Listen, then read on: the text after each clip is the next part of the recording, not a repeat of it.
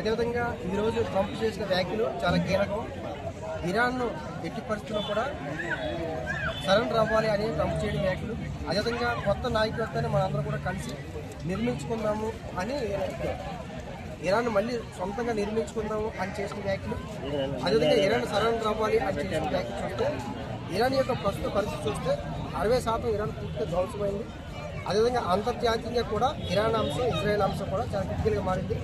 184 అంతర్జాతీయ విమానాల ఫ్లైట్ కూడా ఆగిపోవడం జరిగింది. అందులో సుమారుగా మన భారతదేశం నుంచి 144, 134 విదేశాలకు అంతర్జాతీయ విమానాలు ఆగిపోవడం జరిగింది. కాబట్టి ఇరాన్కు సంబంధించిన అంశం చాలా క్రిటికల్గా మారింది.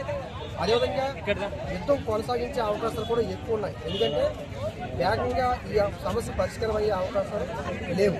అదేవిధంగా భారత్లో కూడా చమురు యొక్క సమస్య వస్తుంది అనే, అంటే పెట్రోల్ ధర పెరగచ్చు అయితే చమురు కొరత వస్తుందని చెప్పి చేసిన వ్యాఖ్యలు ఏవైతే ఉన్నాయో అవి పూర్తి అవాస్తవం. నిన్న కేంద్ర పెట్రోలియం శాఖ కూడా స్పష్టం చెప్పింది 74 రోజుల వరకు కూడా పెట్రోల్ కొరత భారత్లో లేదు అనే విషయాన్ని చాలా స్పష్టంగా చెప్పింది.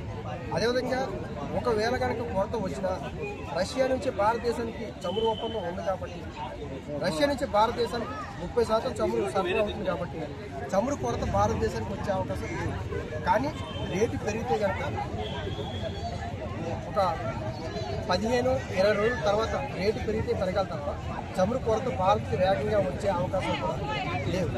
అదేవిధంగా ఇంకో ప్రధాన అంశం ఏంటంటే ఇరాన్ చేసిన కొన్ని తప్పిదాలు, అంటే సౌదీ కంట్రీ, అరబ్ కంట్రీస్ మీద ఇరాన్ దాడి చేయడం వల్ల అంతర్జాతీయంగా ఉన్న ఇస్లామిక్ కంట్రీస్ ఇరాన్కి సపోర్ట్ లేకుండా పోయింది.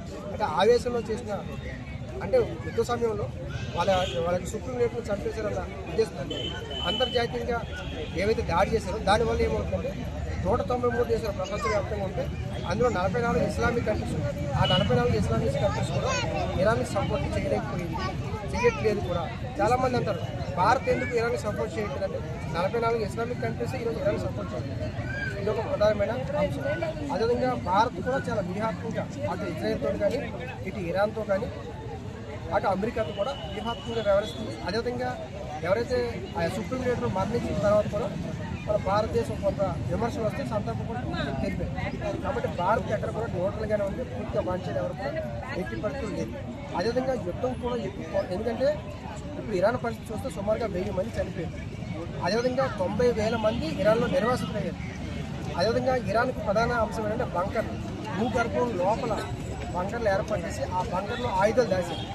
అదేవిధంగా సుమారుగా 40 సంవత్సరాల నుంచి ప్రపంచంలో అత్యధిక చమురు వస్తున్న ఈ ఇరాన్ దేశంలో అత్యధిక ఆదాయం, చమురు వల్ల అత్యధిక ఆదాయం వస్తుంది ఇరాన్ వాళ్ళకి.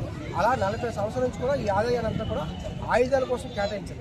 అలా ఆయుధాల కోసం కేటాయించిన ఈ డబ్బు అంతా కూడా ఈరోజు వృధమైంది. సుదీర్ఘకాలంగా ఇరాన్లో ఆకలి కేకలు అభివృద్ధి చెందలేదు. కేవలం ఆయుధాల కోసమే ఎక్కువ డబ్బులు కేటాయించడం వల్ల ఇరాన్ రాంగ్ స్ట్రాటజీ చేసింది. ఈరోజు బంకర్లన్నీ కూడా మూసుకుపోయాయి.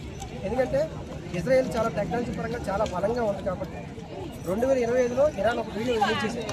ఎక్కడెక్కడైతే బంకర్లో ఉంది, ఎక్కడైతే ఆయుధ సామర్థ్యం ఉందో ఆ వీడియోలన్నింటిలో కూడా ఇరాన్ పూర్తిగా వీడియో తీసి బయటపెట్టింది. కాబట్టి ఆ రోజు ఇజ్రాయెల్ అలర్ట్ అయింది. ఇజ్రాయెల్ అలర్ట్ అయ్యి ఈరోజు ఏవైతే బంకర్ ఉన్నాయో ఆ బంకర్ మీద దాడి చేశారు. బంకర్ నుంచి ఏవైతే ఆయుధాలు ఉన్నాయో అవి బయటికి తీయడానికి అవకాశం లేకుండా